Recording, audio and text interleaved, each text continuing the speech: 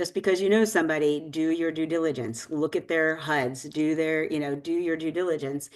The deal was a good deal, but I agreed to a gap funding. So I was in the second position. Um, the good news is the property, I could have been made 100% whole probably through this whole thing, but there was liens that got put on the property behind me. So he actually ended up having a third and a fourth position that came up. And all of us combined, he could not close the property without people bringing that money down because he did not have the funds to close.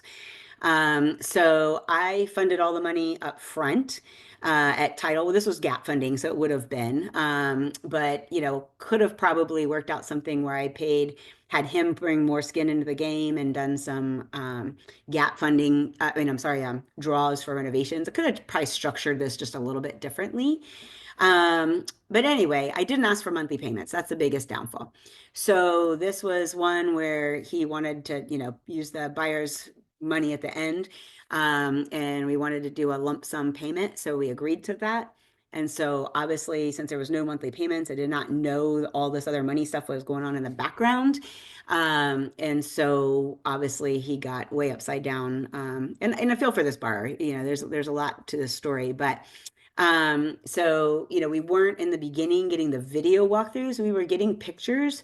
But again, this is where I sit there and say sometimes they can send you pictures, but it may not even be that same property. We use a lot of same finishes in different projects. So I did bring in an inspector, a third-party inspector, and send him out to the property. And I think I waited a little bit too long. And I could have, because I know how to flip, I probably could have gone out and maybe even helped get this one done and get it across the finish line. But the market shifted, it sat on the market, and it ended up being it got gobbled up in all the outstanding money that was owed all these people. So and then I could have had language in the note that said that it did not allow for any subordinate liens behind me, because had there not been these subordinate liens, we definitely could have closed and I would have gotten all my money back. So that was kind of another thing.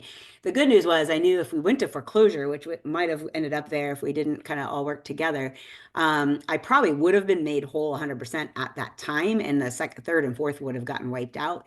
But I didn't want to have to go through that hassle. So anyway, there's just a lot of things that I kind of learned in this.